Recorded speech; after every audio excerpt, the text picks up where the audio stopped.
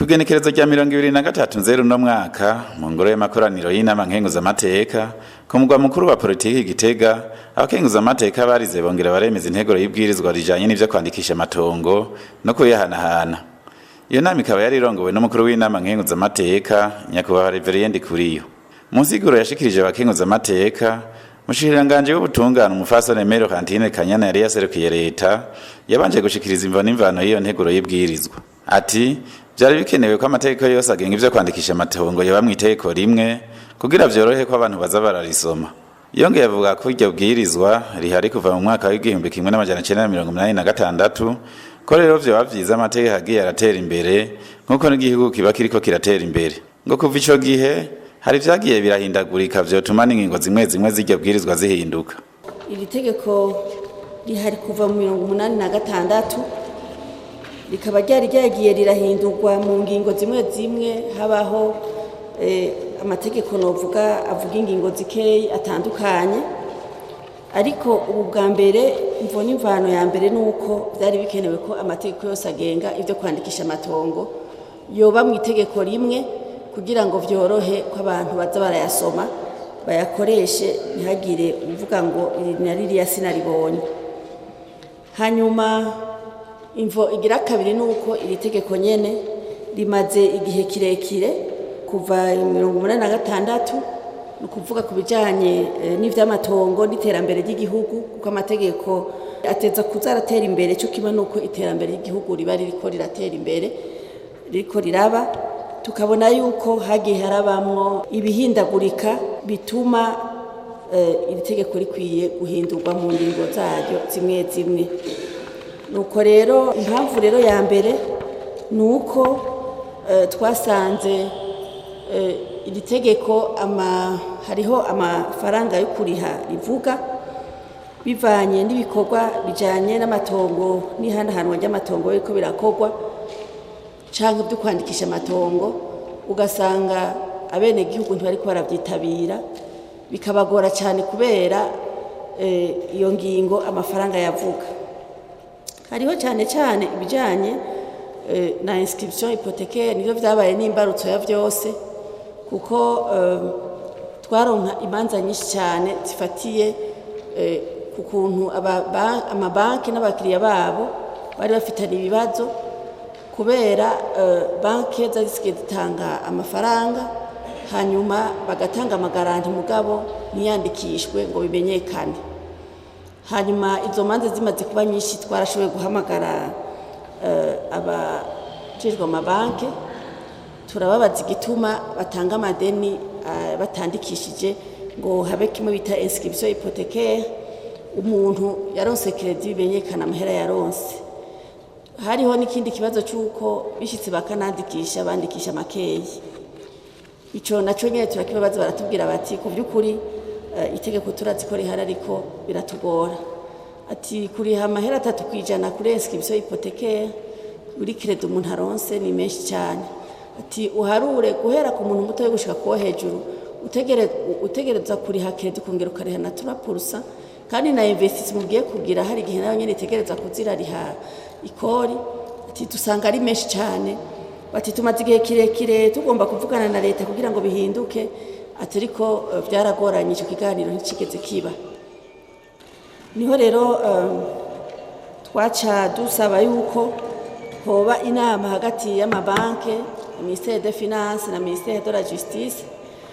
Hama rero muri iyo nama hakaba havuyemo icegeranyo cyavuga yuko byoba vyiza ayo mahera abene gihugu bariha iyo baronse credit bagize bakagira bariko basaba credit bakatanga garanti bakateza gukora inscription hypothécaire, ko ayo mahera yogabanurwa kugira ngo abene gihugu bashobore kwandikisha izo habe ayo inscription hypothécaire yo kuri magaranti yose atangwa kugira imanza zijanye n'ivyo zibenke, amabanki yoroherwe abene gihugu boroherwe na leta yoroherwe imanza zibenke, amatati mu bene gihugu abe makeya. Ivyo tumaze kuvyumvikana ko yaciye amanurwa ayo mahera kugira ngo bishoboke ko abantu bashobora kwandikisha amatongo. Hari ikindi kandi kijanye nuko abene gihugu mu gukora transfer canke mu kwandikisha amatongo twarabonamo ikintu cyo kutagira ubutungane muri ivyo bintu, ico novuga justice sociale mu rurimi rw'ikinyamazuru, kuko amatongo yose abantu bandikisha ntafise agaciro kamwe bivanye n'icyo bayakoresha, bivanye n'ahaherereye. Duca dusanga yuko byo bavyiza ko amafaranga arihishwa hoba kuyarihisha turavye iyo amatongo aherereye, kuko nk'umwene gihugu agomba kwandikisha itongo ryo ku Buterere sico kimwe n'ugomba kwandikisha itongo ryo mu Kigobe canke ryo mw'Irohero. Harabaye rero gutandukanya tufatiye no ku bisagara bimwe bimwe bitandukanye byo mu gihugu kugira ngo umuntu arihe ibihuye naho akorera n'agaciro k'itongo. Hariho kandi n'ukuntu abene gihugu bama basamara, ugasanga umwene gihugu araguze nk'ikintu nk'itongo agaca aribika ngaho ntiyigere aryandikisha canke ngo bakore transfer n'uwo baguze. Ivyo twabisanze nk'ikibazo kidasanzwe kuko hari igihe haca havuka imanza ugasanga uyo mwaguze ntakiriho, hanyuma rero waja kurondera transfer abasigwa bakakubwira ati twebwe ntiyigeze agurisha, bakaguhinduka ati murabona haciye imyaka myinshi cyane, bashika imbere ya sentare bakerekana ko haciye imyaka myinshi cyane transfer itaraba, ivyabona vyarapfuye bagaca bavuga ati izo mpapuro n'impimbano, ati ntiyari kuza kubivyura ari uko bapfuye. Birumvikana yuko rero byo bavyiza ko abene gihugu habaho itegeko ry'uko uguze ikintu ugira ikiringo cyo kutegerezwa kucandikisha canke gukora transfer. Nivyo twashatse kugira ngo tugabanye amatati. Abakenguza amateka barose akaje gushikiriza umushikiranganje Mero Fantine Kanyana ibibazo bitandukanye. Bimwe muri ivyo bijanye nuko abene gihugu batoreshwa amafaranga mu kwandikisha amatongo yabo, kumenya amafaranga bafatiye ko mu kuyandikisha, udasabwa kwandikisha amatongo yo mu bisagara na ya ruguru, gutanga ingwate y'itongo mu kuronswa amadeni mu mabanki n'ibindi. Si kibazo kurundi mugabo ni nk'amakenga afise, kuko turabona yuko abene gihugu mu kugira bandikishe aya matongo kugira baronke izi mpapuro ndangamatongo hariho amafaranga komine ibatoza, kandi hari itegeko duheruka kwemeza mu minsi iheze rya fiscalité communale, nta na hamwe vyanditse yuko komine izotoza aya mafaranga ku matongo, kuko iryo tegeko rirabitomora neza, rirerekana amikoro ya komine ayizokura ayo mafaranga. Kandi hambavu y'ivyo turabona n'amafaranga zirya miliyoni 500 ziza gusahiriza amakomine. Amakenga rero dufise nuko babandanije bayatora abene gihugu bashobora kutandikisha neza izo ngo baronke izo mpapuro ndangamatongo. None nyakubahwa umushikiranganje ntako iryo tegeko ko taho tubona vyanditse ryovaho burundu mu makomine bakareka gutoza ayo mafaranga abene gihugu. Icambere nicerekeye aya mafaranga bavuze ko nyakubahwa umushikiranganje yavuze ko bagiranye inama n'abanyamabanki basanze abene gihugu barihisha amafaranga menshi. Nagomba kubaza none ubu uye ko basanze ari menshi, mbega uwo bafatiye gitigiri cangahe? Hariho igihushanyo c'amatongo yavuze mu gisagara n'amatongo ya ruguru, bizotandukana gute? Ikibazo ca gatatu, hagati mu gihugu hariho abene gihugu bafise amatongo manini manini kandi y'agaciro kanini, ariko iyo basavye amadeni mu mabanki ntibabakira. Mbega ubu twihweze iri tegeko rishasha tugira dutore, abo bene gihugu hari ico bazohava bahakura? Ico bita amfitehoze.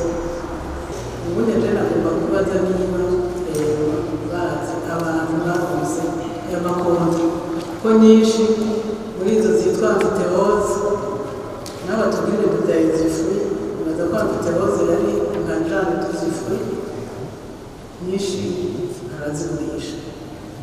None umushikiranganje waduha umuco w'iyo jane y'iyo tubaye leta abantu kenshi make babaha hanyuma usanga umugabo tuyambite rose kubera bibagira iyo regime nibaza ko batubwira niba bafise ntabwo ari gusa ayo matongo yitwa rose. Je nafise ikibazo kumureka kubatangaza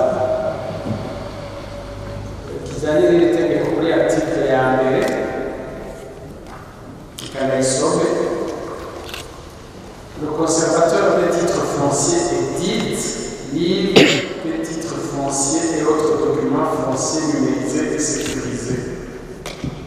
Il utilise également des livres de registre foncier dématérialisés et sécurisés.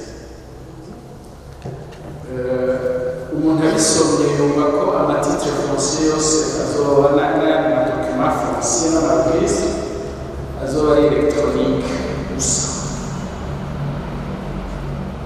None nk'umunyagihugu wo muri komine Bwambarangwe agiye gusaba titre foncier uzomuha flash disk cyangwa uzomuha cyangwa uzomurungikira kuri mail cyangwa uzogera gute?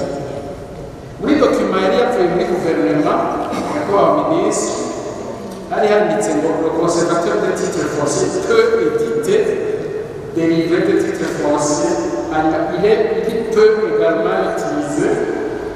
Jewe nari nakombenye ko bishoboka ko babigira ivyo biteye imbere sécurisé et dématérialisé mugabo hejuru y'izisanzwe zitangwa ku mpapuro kugira tubimenyereye.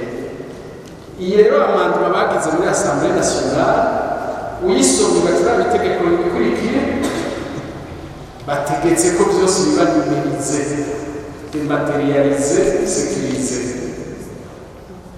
None abantu benshi mu Burundi ko batarageraho bakoresha iteyise neza cyane ubwo nibwo kongeramo ko ari en plus de copie en papier kikaboneka sino gusomye itegeko bijya byose twaratubwira ibirimo ubwo ni des titres numérisés dématérialisés sécurisés. Umushikiranganje Kanyana yaratanze umuco ku myitwarariko y'abakenguza amateka.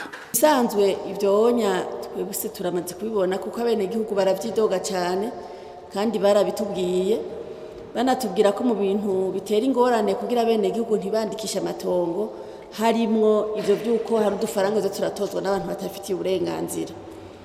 Twarakoranije rero inama n'abantu bo muri administration ba makomine babura amatari baravuga ngo ayo mafaranga niyo basasihiriza ngo n'ahandi ho ngo batayatoje gukomeye ntizobaho.